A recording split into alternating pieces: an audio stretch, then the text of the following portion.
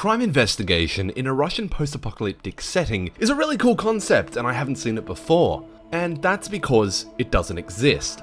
The game we are looking at in this video is an indie survival horror walking simulator called 35mm. I'm merely lying to you with the footage that you are seeing. I just took photos of dead corpses because, hey, I thought it might make my experience more fun. Did it? Not really.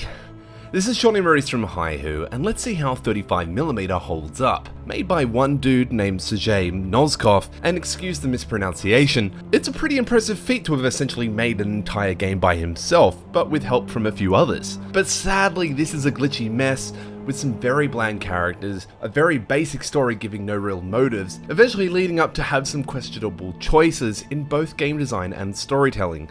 The game starts off very simply with you and another dude slowly walking down a lonely dirt road on an overcast day, taking place in the Russian countryside after a plague has essentially wiped everyone out. You are introduced very quickly to the mechanics of the game. It's all pretty simple. You have a journal which indicates your resources and inventory, and kind of, the messiness of the journal indicates your health. You are shown that you have a knife and a camera. The knife generally opens sealed doors, whilst the camera lets you take non-stop pictures. And that was pretty cool, and I did enjoy that aspect of the game. The starting location is also very pretty. You can tell a lot of work has really been put into making this place seem believable, to the trees and the overall atmosphere with the god rays coming through the clouds above. And then this dog rocked up, and the immersion was broken.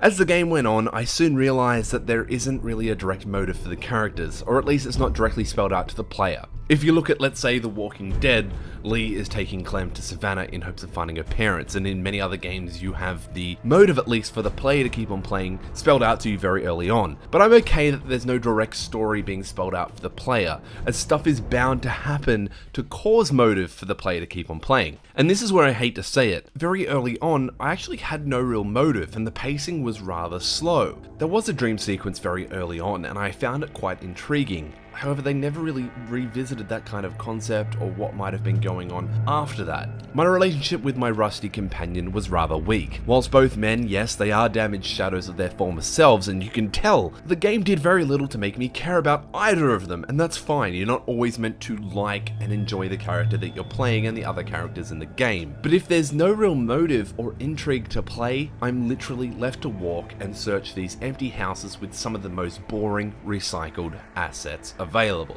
The game becomes this find this object in this area to use on this particular item to then progress the story type of affair. And it got used quite a few times without mixing it up, and it became a tad tiresome. On the topic of motives, things do eventually kick up and you do get mildly invested in what's going on. You come across some hostile men and they essentially are hunting you down. And if that's considered a spoiler, then so is saying demons escape through a portal from hell in Doom. You split up with your companion, and that's when the real motive is established, and you have this pretty sweet set of sequences in a subway that heavily reminded me of Metro 2033. But before anything got resolved, the game essentially finished. Now, in between all that, the game forces you to do things that you don't want to do. And I'm not talking about cannibalism or killing children to save them from the horrors of the apocalypse. I'm talking about the game having first-person shooting. Safe to say, but this walking simulator should have stayed a walking simulator. The gun mechanics are janky and not fun or helpful at all. You have to fight a bunch of wolves, which contextually makes sense, I guess. But after that sequence, this happens, and this is when everything in the game was ruined for me. Up until this point, I was worrying about my companion, and I also was worrying if I had gotten away from those guys that were following me. s.t.a.l.k.e.r, you were doing so well. I was finally intrigued into this game, and you hooked me left, right, and center. And then you wrote this into the game.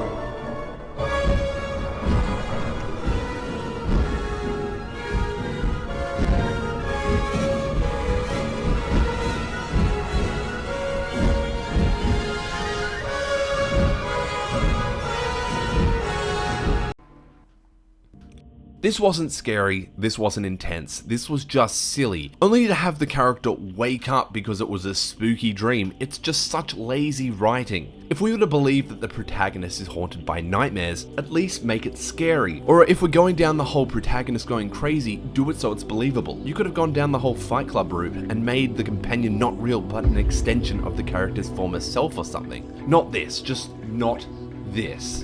The game ends with a happy or sad ending depending on what you do throughout your playthrough. Both endings are practically the same though, however they kind of both tie off this stupid story which had no real impact. Why? Because the topic of that ending was brought up once in conversation and then it was forgotten about. The twist was just so stupid. Like, if they had the revelation whilst they're on the run together, that may have actually lended to some dramatic tension. The sad thing is that all of this ends and then it's just over. And you're taking photos throughout your whole journey and then all of it just kind of feels pointless. Taking a whole bunch in this seemingly sad yet pretty world, only to have them forgotten about and skipped? I don't know, it just kind of felt like there was potential to delve into it more and then it just got wrapped up and then put aside. And after completing the game, you can look at your photos in the notation screen, but it just kind of all felt like an afterthought. I've played a few horror walking simulators and I've realized it is a kind of hard thing to pull off. Only a small handful lend a feeling of dread to the player. Most of the time, you're a passenger for this roller coaster of stupidity. The park and layers of fear come to mind as being some of the most cliche pieces of shit ever. But 35mm does a pretty good job evoking the world and setting a tone. Whilst the characters don't have anything going for them, and I don't blame them, it is the post-apocalypse in Russia, the game is quite slow to pick up. Things do become tense after a while, but then that statue thing happened and then it was kind of thrown out the window. But overall, it's still in the right direction, and I am interested to see the future projects of Noskov. Survival horror games is a pretty popular genre as well, and with the ease to put titles into Steam these days, there is an overabundance of games. The spectrum is pretty black and white as well. Some are good and some are bad. This kind of strangely fits in the middle. It's not good, but it's not overly bad. You want a good survival horror set in Russia? Try the S.t.a.l.k.e.r or Metro 2033 series. I know they're not walking sims, but they're still really good games. The game sells for around $9 on Steam and generally goes on sale for around $4. I can recommend if you are still interested in this 3-hour, mostly lackluster experience, buy it on sale. It's still very impressive that this was made by one man. If you like what you've seen here and you want to see more, hit the like and sub button. This is Sean from Hihu. Thanks for watching.